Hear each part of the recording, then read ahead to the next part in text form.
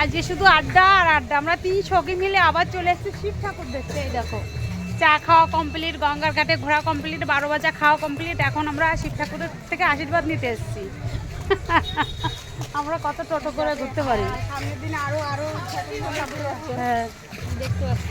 এই দেখো কি দারুণ জায়গায় এসেছি। দেখো, এই কে কে এসছো?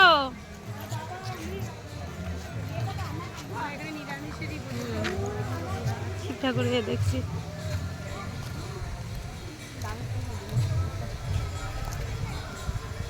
বেশি ভালো লাগছে রে। দেখো ওখানে কীর্তন হচ্ছে, কীর্তন শুনতে পাচ্ছ। ওই যে পাশেই কিন্তু মরিঘাট, সুভাষের চা খাওয়ার পরে মরিঘাটের ওখান, তারপর আছে এটা, একদম পাশাপাশি। দেখেছো, দারুণ লাগছে দেখতে।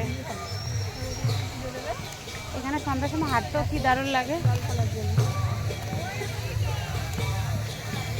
এই যে বান্ধবী ললিতারা, একটু কথা বলো। সুজাতা আর রূপা, এত সময় আমরা অন্ধকারের দিকে ছিলাম, এখন একটু আলোর দিকে এলাম। 3 জনা পুরো হাই হাই করছে, মুখে কোনো কথা বলে না। কেমন লাগছে বলো? খুব খুব ভালো লাগছে। চাটা কেমন খেলে? কেমন ঘোরাচ্ছি? খুব খুব ভালো। আমি আমার ফ্যামিলি কার নিয়ে বেরিয়েছি। এই যে তুমি কিছু বলো। আমি মিস করছি আমার একজনকে মিস করছে। ওখানটায় যাবো, চলো আবার আসবো। তোমার মিস করলে কি হবে, তাই না? আমরা তো আবার আসবো। সবাই সবার নিজের লোকদের মিস। হ্যাঁ হ্যাঁ, সবাই ওর ছেলেকে আনে নি। ধরা পড়েছে মিটিং আসনি,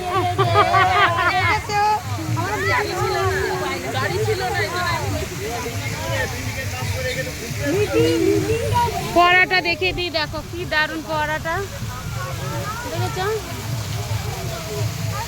দেখো কি দারুণ জায়গা, আমাদের বাড়ির পাশে এত সুন্দর জায়গা, প্রতিদিন আসতে ইচ্ছা করবে। দেখো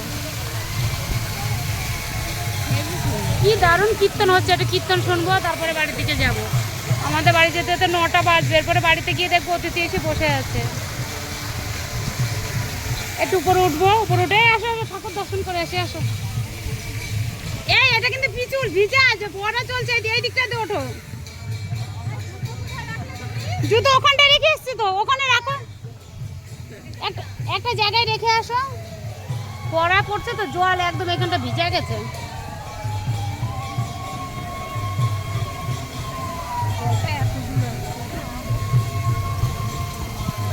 সেদিন কি এসেছিলাম, পড়া চলছিল না অবশ্য।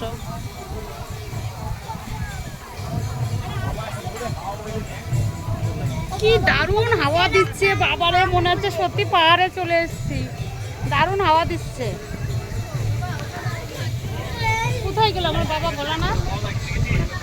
বাবা ভোলানাথের হাত পা।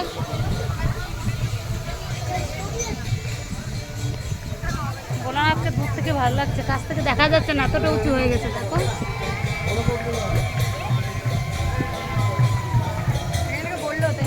পিছুলের এখান থেকে চলে এসছে, বললাম যে ওই দিকটা দিয়ে আসো।